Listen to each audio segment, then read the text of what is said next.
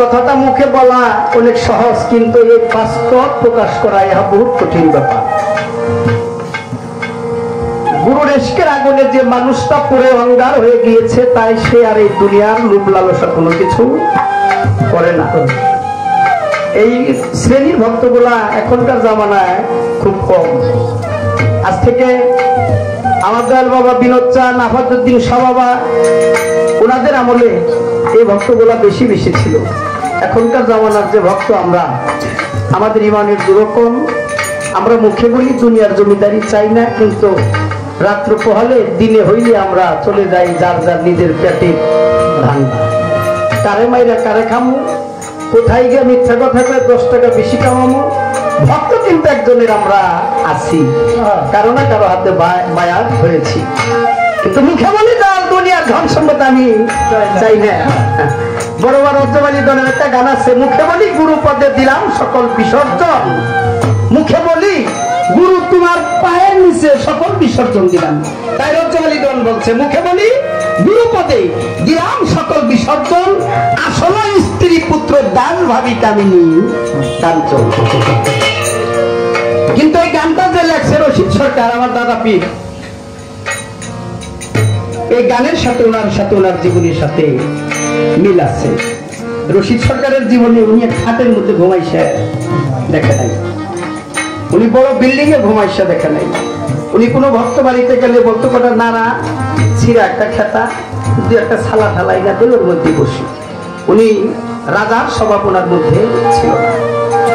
তাই যারা ওলি আল্লাহ হয়ে গেছে, যারা পীর মুর্শিদ হয়ে গেছে, তারা দুনিয়ার লোভ লালসা করে না, তাদের এই সিরুম লাগে না, তাদের দামি খাট পালং লাগে না, ভালো বিছানা তাদের লাগে না।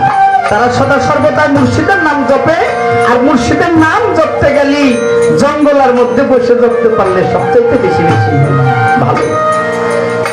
রাবিয়া বসরি নারী জগতে অন্যতম একজন লোক ছিল রাবিয়া বসরি। এই রাবিয়া বসরির ইবাদতে সন্তুষ্ট হয়ে আল্লাহ এই আল্লাহ নিজে কাবাকে হুকুম করছিল, অর্থাৎ রাবেয়া কাবা ঘরে যাইতেছিল হজ করার জন্য। কাবা ঘরে হাঁটতে হাঁটতে যাওয়ার পথে রাবেয়া বসরির পায়ের তলা ঠোসা পড়ে রক্ত ঝরছিল। আল্লাহ তা দেখতে পেরে আল্লাহ রাবেয়ার উপরে সন্তুষ্ট হয়ে কাবারে বলছিল, কাবা তুমি নিজে অর্ধেক পথে আইসা আমার রাবেয়াকে হজ করাই বলছিল। রাবেয়া বসরির ইতিহাস সবাই জানেনি, এলাকার মধ্যে গান, কথা বেশি বলবো না, একটা কথা মনে পড়লো সেজন্য বলি, বেজার হবেন না। আবার এই রাবেয়া বসরি এতই আবাদত করেছিল আল্লাহ, রাবেয়া বসরি জীবনে বিয়ে বসে নাই। অনেক ইতিহাস। রাবেয়া বসরি আল্লাহকে বলছিল, মাওলা আমি যে তোমার ইবাদত করলাম, তোমার ইবাদত করতে গিয়ে জীবনে বিয়ে বসলাম না, সংসার করলাম না, সুখের যে একটা আশা আকাঙ্ক্ষা আমার মধ্যে নাই।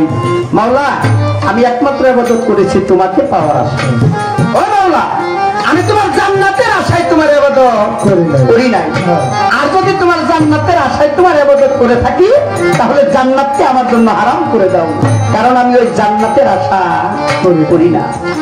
আর যদি তোমার জাহান্নামের দুজকের ভয়ে যদি মনে করো যে জাহান্নামের দুজকের ভয়ে তোমার ইবাদত করি, তাহলে জাহান্নামের আগুনকে আমার জন্য হালাল করে দাও, কারণ আমি জাহান্নামের আগুনকে ভয় পাই না। আমি ইবাদত করেছি মাওলা একমাত্র তোমাকে পাওয়ার জন্য, তোমাকে লাভ করার জন্য। আর যদি তোমাকে পাওয়ার জন্য ইবাদত করে থাকি তাহলে তুমি অবশ্যই অবশ্যই আমাকে দেখা দিও, নিদান কালের সাথী হয়েও। তাই কবিতার গানের মতো